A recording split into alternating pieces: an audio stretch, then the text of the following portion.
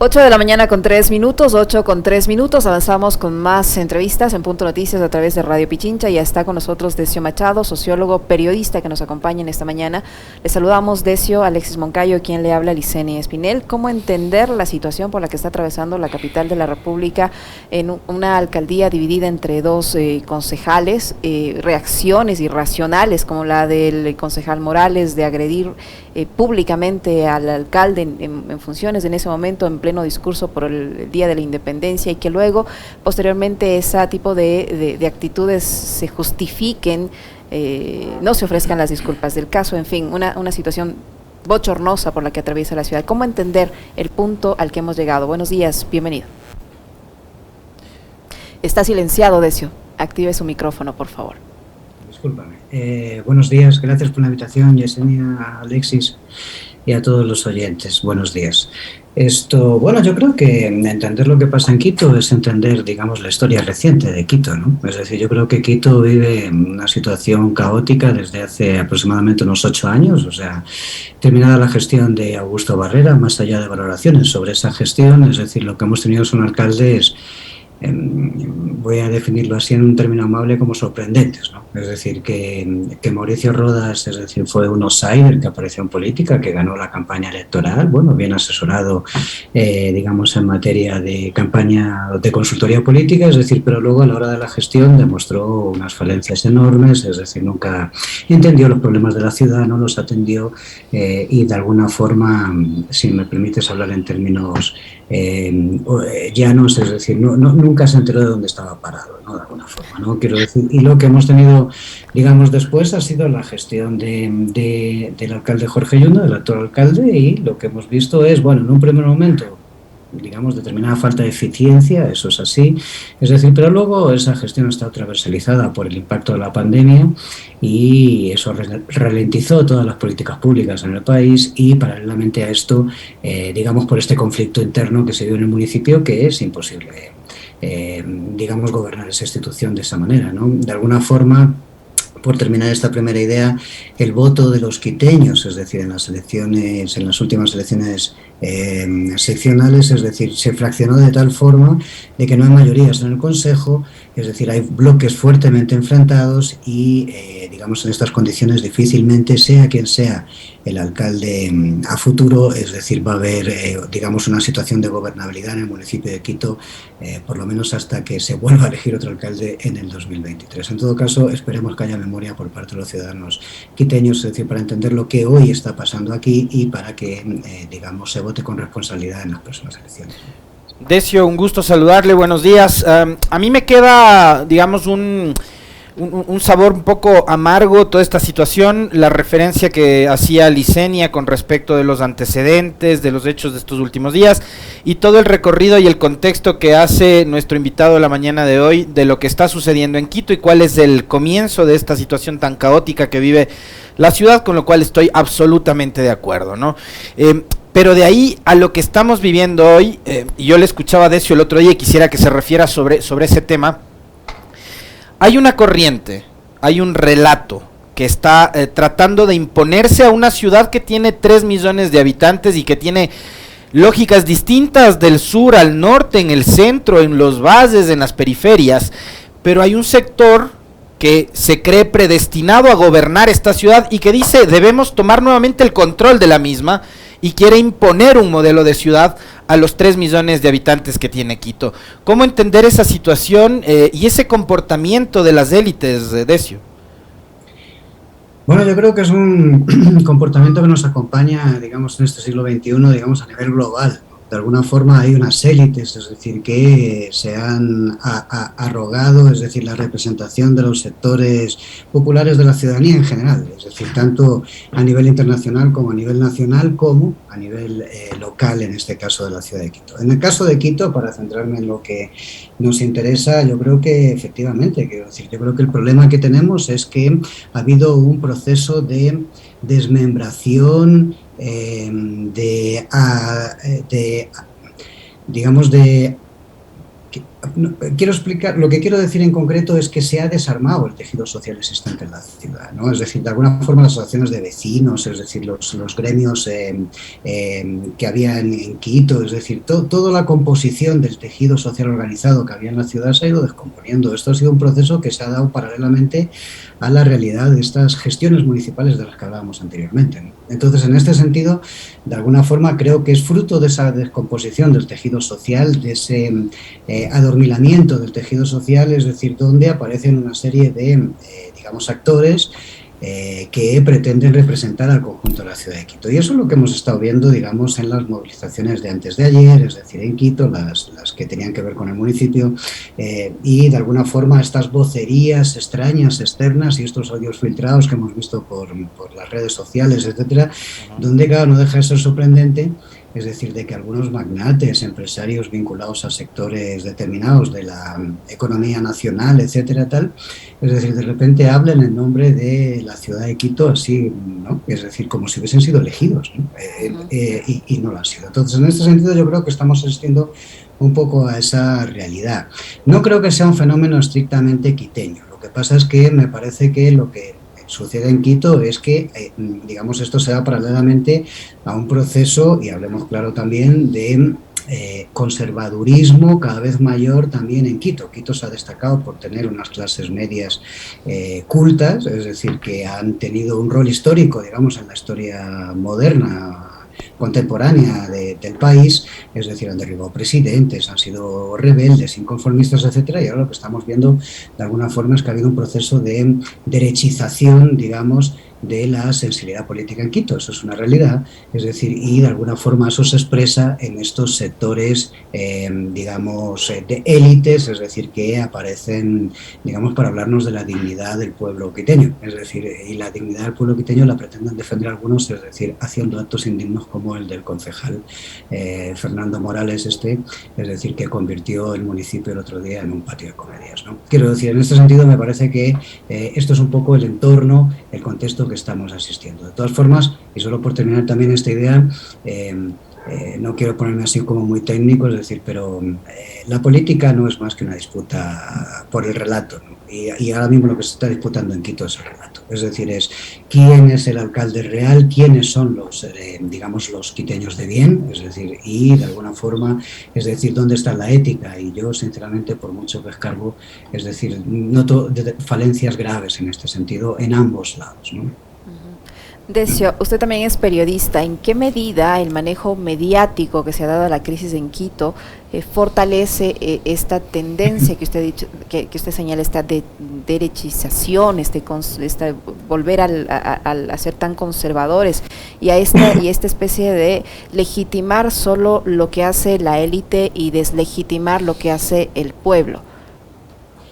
Yo creo que el país vive, digamos, una situación desde hace mucho tiempo en el cual el periodismo, digamos, se ha entroncado con estas dinámicas que podríamos asociar a nivel internacional a estas lógicas de Murdoch, ¿no? Y Fox News y estas cosas. Tenemos un periodismo militante, es decir, no un periodismo objetivo, es decir, ese periodismo militante es además militante de barricada, es decir, y esto significa una intoxicación de la información. Hemos asistido, como en la marcha del día 10 aquí, había periodistas, es decir, que estaban haciendo el seguimiento, digamos, apológico de la movilización contra Yunda, ¿no? Y en este sentido yo creo que, digamos, hay una disfunción, digamos, en cuál es el rol del periodismo, y creo que eso se ha dado a nivel nacional, pasa desde hace muchos años, es un fenómeno, digamos, que se da en muchas partes, es decir, en América Latina en su conjunto, pero de todas formas en Quito y en este momento me parece que hay periodistas que más que periodistas parecen militantes de barricada, y en este sentido evidentemente existe una distorsión y una intoxicación de la información a la ciudadanía quiteña y a la ciudadanía ecuatoriana en general. ¿Cuánto termina influyendo eso en la construcción precisamente de los imaginarios en la gente para imponer el relato, Decio? Esto que usted acaba de señalar, estos medios de comunicación que a partir de una disputa, que además a mí me parece por demás ridícula, ¿no? Que empezó con el tema de la famosa pauta, lleguen a estos extremos.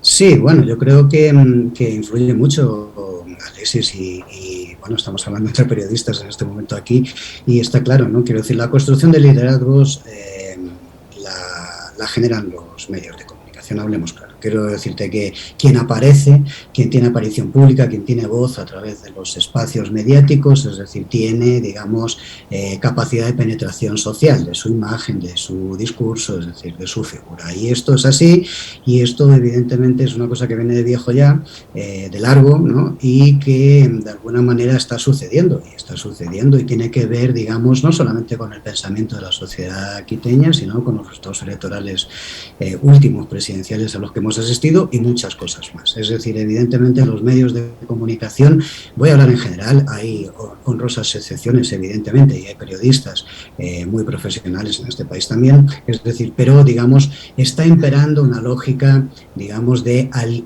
alineamiento, es decir, de estar afiliados, digamos, a determinado sector de la barricada, y eso es la antítesis de lo que debería hacer el periodismo, digamos, profesional, ¿no? Por hablar claro. Ahora, ¿hasta qué punto, Decio, el hecho de que los ciudadanos, las personas reciban información de todos estos medios, de un lado, del otro lado, de todos estos que intoxican, que emanan información tóxica, como usted le señala, va a generar que la sociedad como tal se vuelva radical, que se vuelva intolerante? Y hemos visto muestras de eso. El mismo hecho de que se festeje una marcha y se critique la otra, estamos hablando de intolerancia, pero esto puede escalar. ¿Y qué tan peligroso puede ser que la sociedad caiga en esto y la tienda a normalizar? Bueno, Ecuador es un país violento, es decir, hablemos claro, quiero decir, es un país con una estructura violenta, o sea, estructuralmente violento, y digo esto porque si uno mira los márgenes, o sea, los indicadores de pobreza, es decir, de inequidad, de exclusión social, las muertes, es decir, por el COVID, las muertes de verdad, no las oficiales, sino las por exceso, digamos, ¿no?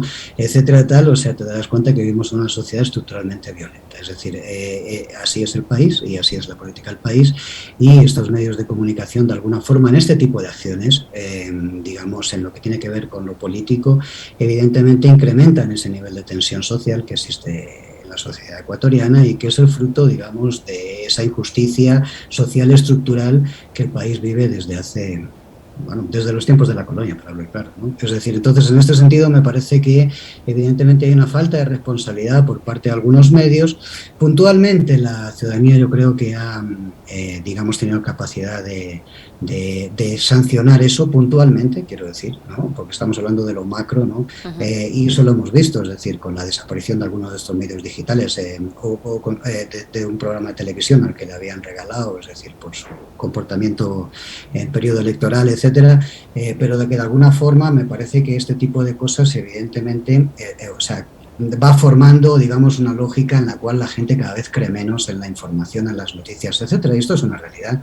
Es decir, hemos visto encuestas y basta realizar cualquier encuesta ahora mismo, es decir, para ver cuál es el nivel de descrédito que tienen los periodistas y los medios de comunicación en general. Y esto es complicado, porque esto lo que hace, y aquí termino también esta idea, es, digamos, generar las pautas, perdón por el chiste, digamos, para que los fake news y todo este tipo de cosas, es decir, imperen en el campo de la información, que es una realidad también que está ahí en las redes sociales y que evidentemente no ayuda mucho ni a crear conciencia ciudadana, ni a que la opinión pública tenga la información que tiene que tener para tener la capacidad de análisis, etcétera, de lo que está pasando en el país y cosas de esas características. De alguna forma hay una confluencia de actores que distorsionan esa cartografía que debería ser, digamos, el ecosistema normal de una ciudadanía que recibe información de los medios de comunicación y que tiene más afinidad con unos o con otros.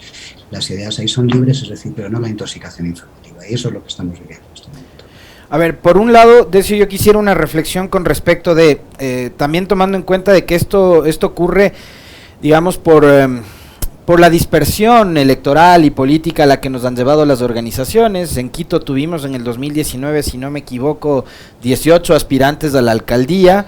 Yunda gana con un margen del 21%. Desde mi punto de vista, con las reglas que nos impone la democracia, es el alcalde legítimo, es el que más votos sacó. En el caso de alcaldes y prefectos no hay balotajes, no hay segunda vuelta y de tales. Entonces quisiera una reflexión con respecto de quizás un reordenamiento, una reingeniería que se necesita en el país con respecto de los partidos y organizaciones políticas. Tenemos 200 a nivel nacional. No digo que se creen más, sino que quizás lo que debe hacerse es reordenarse, y ahí quisiera una reflexión de Decio. Y lo otro es, ¿por qué en nuestro país termina siendo más importante el quién y no el qué? O sea, siempre terminamos valorando más a las personas y no las ideas, no los planes de gobierno, no los proyectos. Siempre es el quién. ¿Y por qué digo esto? Porque además quiero ya trasladarle a Decio al análisis de la coyuntura nacional a partir de las declaraciones del presidente Lasso de la última entrevista con el periodista Hernández. Cuando revela al país que Luis Verde Soto, que hasta el 11 de abril fue consejero electoral, ahora es su asesor. Entonces, si eso pasaba en otro gobierno, acá ardía Troya y se generaban unos titulares impresionantes para tratar de desprestigiar y deslegitimar esta designación. Pero hoy no pasa absolutamente nada porque estamos hablando de quién, no estamos hablando del qué, no estamos hablando del fondo. Decio, por favor. Bueno, yo creo que lo que tenemos es un problema, digamos, estructural, es que no hay institucionalidad en el sistema de partidos. Esto es un problema histórico también en el país, ¿eh? Quiero decir, yo creo que desde la época del velasquismo, es decir, después del bucaranismo, y pues, o sea, ha habido varias lógicas, es decir, que podríamos definir populistas, entre comillas, que de alguna forma han generado estas lógicas caudillescas, es decir, donde, digamos, los liderazgos han estado tremendamente personalizados y las estructuras de los partidos han estado vinculadas realmente al líder, es decir, no a un concepto ideológico. En este país, hablemos claro, ahora mismo, por hablar de nuestra realidad actual, el único partido o la única sensibilidad política, vamos a hablar en estos términos, que tiene base social es el correísmo, hablemos claro, quiero decir, lo demás son estructuras, son aparatos electorales, ¿sí?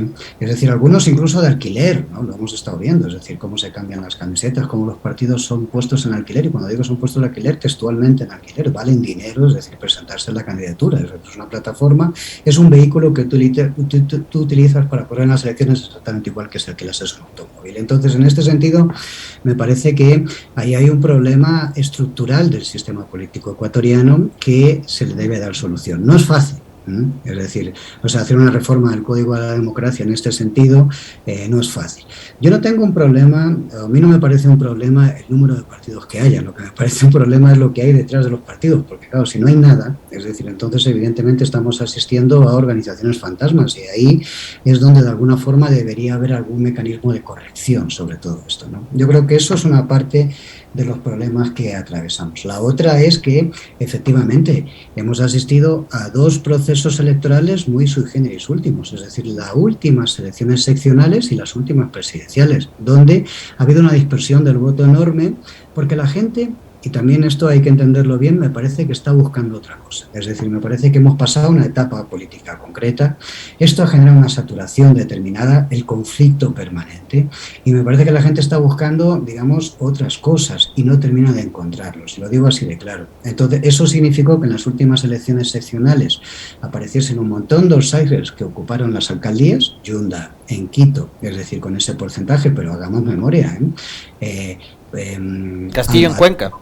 Cuenca, exactamente, o sea, hay un montón, ¿no? Quiero decir, entonces, Tulcán, etcétera, quiero decir, hay un montón. Entonces, el tema es que, de alguna forma, esa es la realidad. Pero es que el presidente actual de la República ganó las elecciones con 30% de menos de votos en la primera vuelta del 2021 con respecto a sus resultados en la primera vuelta del 2017. En el 2017 tenía 30% más de votos que en el 2021 en la primera vuelta, que es el momento de identificación real del votante con el partido o con el candidato, no la segunda vuelta, donde ya todo está distorsionado porque solo hay dos actores, y Lasso ganó con menos porcentaje de voto que Yunda. Es decir, o sea, quiero decir con esto de que puestos a hablar de legitimidad, hablaremos de legitimidad, es decir, pero entonces posiblemente muy pocos se vayan a salvar, digamos, de esta quema, ¿no? Lasso tiene 19% en primera vuelta, ese es su apoyo tácito.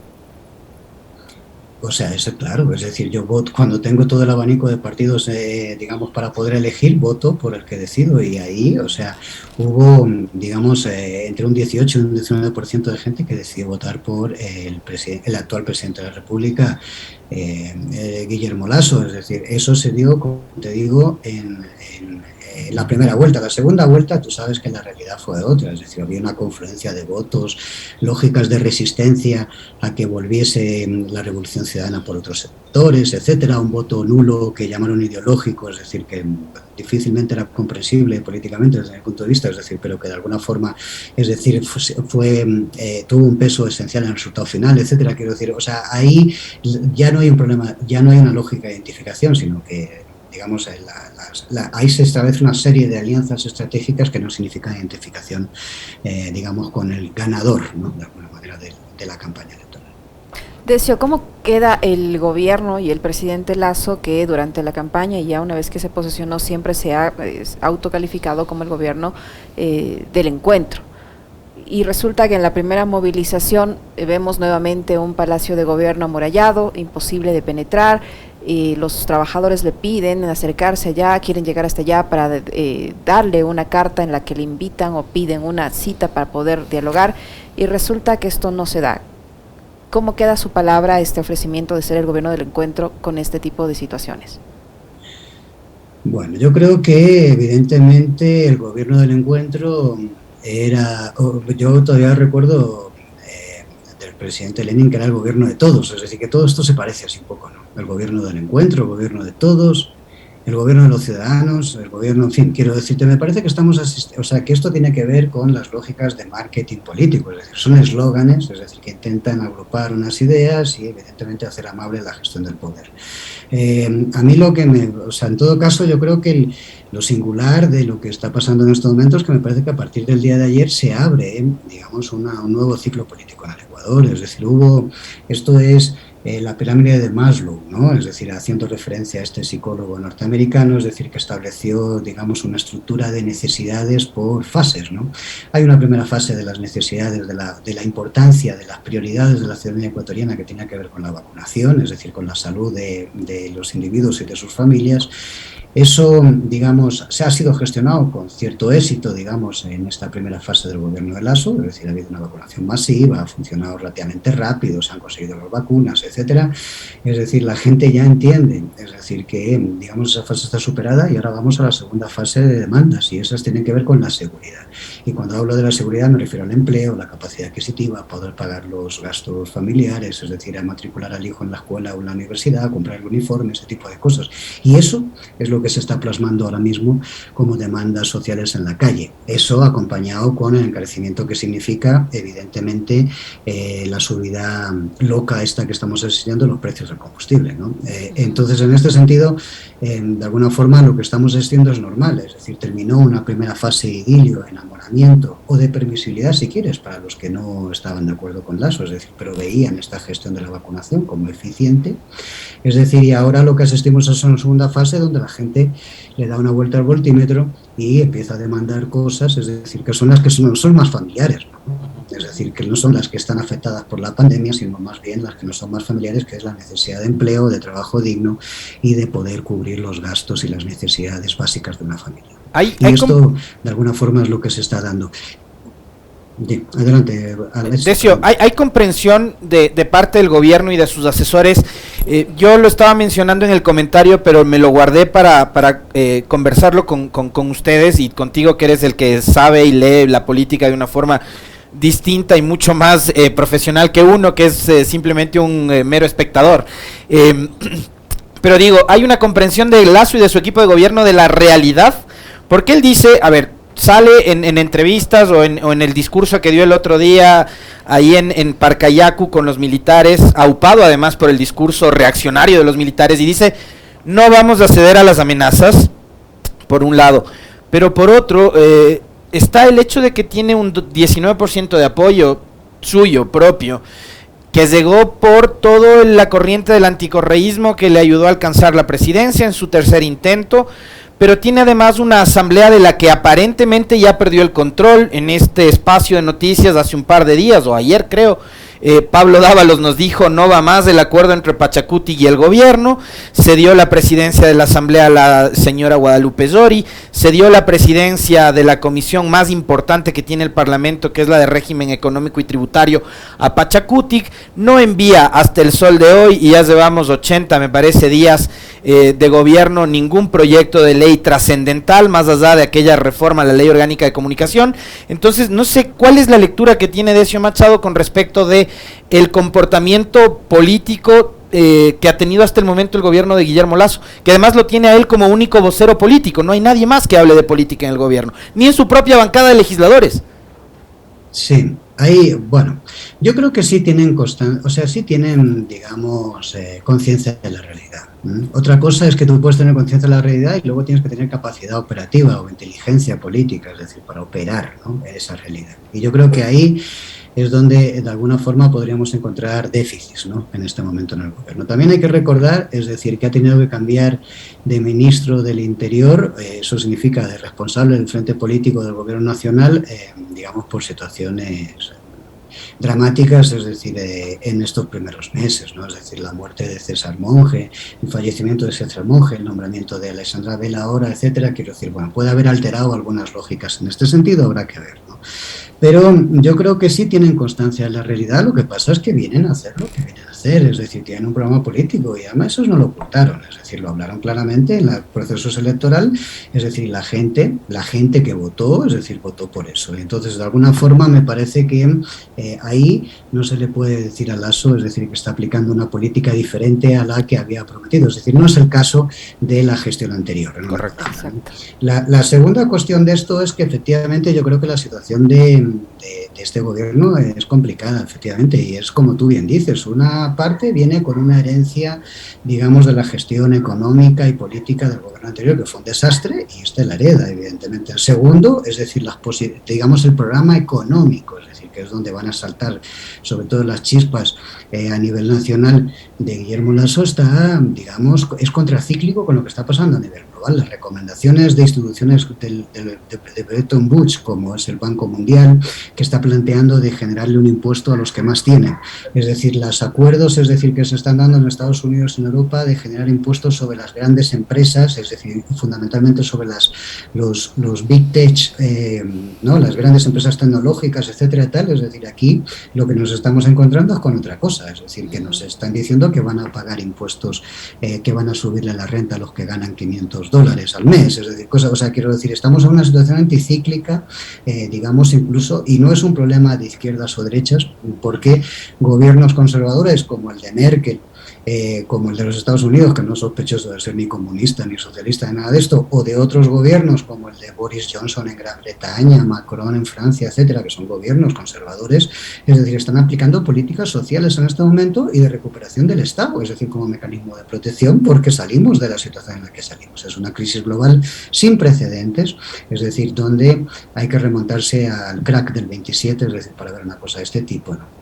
Entonces, en este sentido, me parece que aquí es, digamos, la política del presidente Lasso es un poco autista con respecto al entorno global, ¿no?, por llamarlo de alguna forma. Y esto genera problemas y va a generar problemas. Y efectivamente, yo creo que lo que planteaba Dávalos en la entrevista que hizo con ustedes, lo que planteaba Pablo, es muy acertado. Es decir, digamos que es muy acertado y me parece que ahí tiene mucho que ver los actores que ayer se manifestaron en la calle. Me parece que es la CONAIE, es decir, el peso de la estructura histórica de la CONAIE, del movimiento indígena, que para eso es el movimiento social más importante del país, el que reconduce una política errática en la Asamblea, es decir, del Pachacuti.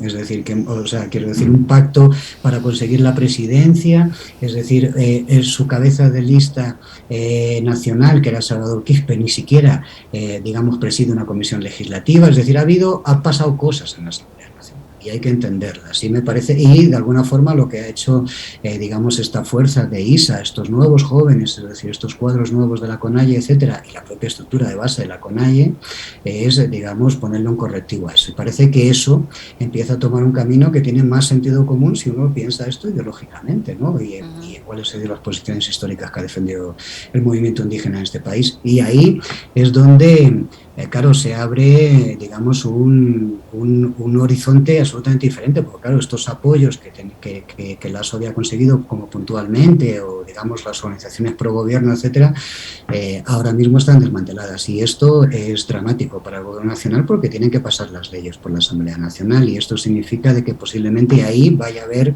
un firewall, es decir, vaya a haber un obstáculo permanente, es decir, para la aprobación de las políticas que plantee Carondelet, más allá de que en algún momento, cuando lleguen los plazos oportunos, a alguien se le pueda ocurrir, es decir, plantear una muerte cruzada. Y si me permites terminar esta idea, todos los intereses en la Asamblea Nacional apostarían a por un escenario de muerte cruzada. Quiero decir que el candidato presidencial de la ID, que está con un resultado muy exitoso, hoy ni pincha ni corta, ni chicha ni limonada, no tiene aparición pública. Yacu Pérez, es decir, que se está montando una estructura política, parece ser alternativa, tampoco tiene aparición pública. El Pachacuti considera de que van a ser, muchos del Pachacuti consideran que van a ser el próximo gobierno del país y tienen prisa. Es decir, los socialcristianos están siendo mermados en la Asamblea Nacional, en su bancada, y están operando en territorio y también tienen prisa. Entonces, o sea, y el correísmo todavía no ha sido capaz de gestionar adecuadamente su primera derrota electoral, digamos, en una campaña política. En este sentido, me parece que hay demasiados actores, digamos, que desde ideas diferentes podrían coincidir en un punto de inflexión que sería, oiga, hasta aquí nomás, ¿no? Acabas de hacer una radiografía que es perfecta de la actual composición de la Asamblea y los intereses que les mueven. Ha citado bloque por bloque Decio Machado, pero hay un personaje que es un bloque en sí mismo y que quisiera saber, a criterio de Decio, cuál es la agenda que tiene, y es Fernando Villavicencio. Es un bloque, dices, ¿no? Un bloque. Un ladrillo. Él en sí mismo es un bloque, pues es el bloque de A1 de Villavicencio, que no sabemos si opera para el gobierno. Yo creo que opera para él mismo, opera para otros que andan por fuera. Yo creo que opera para él mismo desde hace mucho tiempo, es decir, opera para él mismo cuando se presentó con Creo, opera para él mismo cuando se presentó con César Montúfar, ahí está César Montúfar, es decir, el partido con tarjeta amarilla, y él como político, digamos, en una situación que no le gustaría estar a los políticos, es decir, y sin embargo Villavicencio dentro, es decir, yo creo que Fernando Villavicencio ha sido, digamos, muy capaz en la utilización de recursos y personas, es decir, para su propia agenda política. No te puedo decir mucho más, es decir, lo demás sería meterse dentro del bloque para ver lo que piensa su cabeza, y ahí no tengo esa capacidad psicológica, soy apenas analista político, Alex. Decio, yo quisiera, antes de finalizar, porque ya se nos agotó el tiempo, usted hace un momento mencionaba que la gente pues ya está vacunada, todo el mundo saluda eso, yo creo que nadie va a decir que eso no estuvo bien hecho, estaba bien hecho, se ha dado pasos importantes en ese sentido, pero ya viró la página, es decir, al gobierno se le acabó ya ese capital político logrado con el plan de vacunación, porque se enfrenta nos enfrentamos todos a la realidad, que es no tener trabajo, que es no tener que llevarse a la casa para comer, que es no tener prácticamente esperanza de que la cosa va a mejorar, que nos enfrentamos a incremento de precios de todos los productos, de los combustibles, etcétera, etcétera. ¿Cuánto más le va a durar este capital de apoyo que consiguió con el plan de vacunación, o usted cree que ya está totalmente agotado?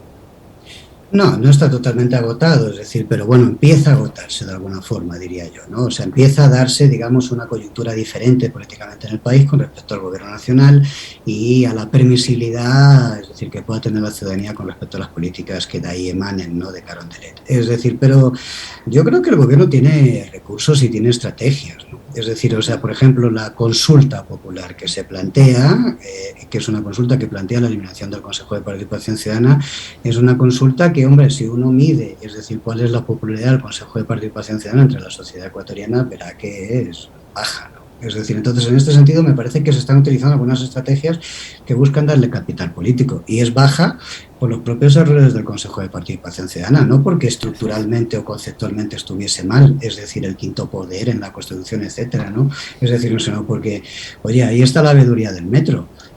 O sea, los veedores habilitados por el Consejo de Participación Ciudadana son 4, entre los 4 suman 60 infracciones entre los 4, es decir, ninguno de ellos se salva, es decir, donde aparece violencia doméstica, porte ilegal de armas, cobros indebidos, abusos de confianza, etcétera. Esos son los veedores del metro, es decir, y están avalados por el Consejo de Participación Ciudadana. Entonces es muy difícil defender una institución de estas características más allá de cuál fuese la esencia fundacional, es decir, del concepto constituyente del quinto poder. Digo esto porque, digamos, me parece que estos son recursos que el gobierno está habilitando. Es decir, si gana una consulta ciudadana, volverá a capitalizar cierto apoyo popular, es decir, depende cómo presente las preguntas, etcétera. Yo no sé lo que opina la gente sobre la bicameralidad en el país. La verdad es que a mí me parece una cosa así como lejana eso, ¿no? O si le importa a la gente. O si le importa a la gente, exactamente, pero se puede vender, ¿no? Es decir, disminuyen el número de curules, disminuyen, ¿no?, los asesores, disminuyen los choferes, disminuyen las secretarias, disminuyen los congresistas, o sea, los legisladores, etcétera. O sea, esas cosas, todo eso forma parte de las estrategias políticas y vamos a asistir a eso. Es decir, o sea, que yo no quiero, vamos, lejos estoy de pensar de que en 3 meses, ni siquiera 3 meses de gobierno, el gobierno está acabado, no es así, ¿eh? Es decir, el gobierno tiene recursos, o sea, quiero decir, habrá inteligencia ahí, pensamiento político, es decir, y actuará con sus estrategias. Ahora, lo que sí está claro, Lisenia, es que efectivamente está cambiando el ciclo. Es decir, que lo que asistimos ayer es al principio de un nuevo ciclo, que no significa el fin del gobierno, pero sí significa que va a haber una oposición en la calle, es decir, contra políticas que amplios targets de la sociedad ecuatoriana consideran antipopulares, es decir, y que no se ajustan al momento, digamos, político, social y económico que vive el país en este momento, ¿no? La demanda es muy sencilla. Es decir, hay que salir de esta crisis. ¿Quién pone el hombro para salir de esta crisis? Es decir, si la salida de la crisis recae sobre las espaldas de los sectores más vulnerables, es decir, de esta sociedad, vamos mal. Es decir, lo normal, lo justo sería que recaiga, es decir, sobre los que más han tenido capacidad de rentabilizar las situaciones económicas en años anteriores. Esa es la demanda de la gente que salió a la calle ayer y esto es el fondo de la cuestión y esto es lo que debe entender el gobierno nacional si lo quiere entender y si no, pues evidentemente tendremos situaciones de tensión de este tipo porque es lo lógico. Está pasando en otros sitios también, ¿no? Muchísimas gracias, Decio, muy amable por su tiempo, por la información, este diálogo tan interesante que nos ha permitido tener al sociólogo y periodista Decio Machado, que ha estado con nosotros. Muchísimas gracias. Un fuerte abrazo, Decio, queda pendiente el café próxima semana, ¿no? Pendiente. Cuidaros. Saludos a todos y a todos los oyentes. Gracias por la invitación.